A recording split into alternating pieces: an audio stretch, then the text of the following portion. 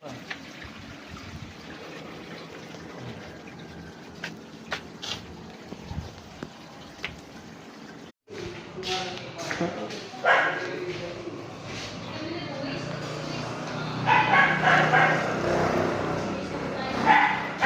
natin to.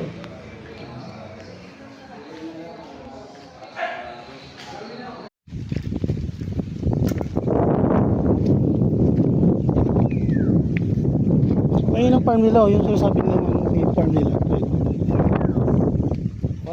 Kaya kailangan nila ng pressure ng tubig dito. Gagamitin natin PPR dyan. Uno lang yan, kaya. Oh, ito naman yung magiging dispensing niya eh. Ito.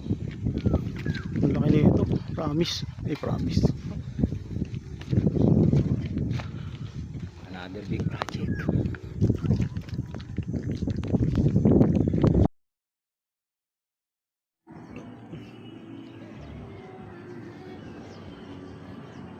Bagong ano pa lang to, boss? Oh.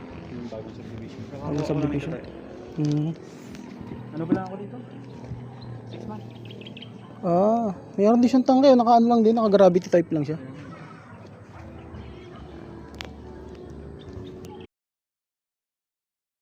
Dito po kami ni Carlo. Ayan. Supervisor. Ito, papalitan natin ng 5,000 liters to. Ayan yung 2,000 liters nila na ano. Palitan natin stainless steel yan. Tapos lalagay tayo ng pressure system. And alright.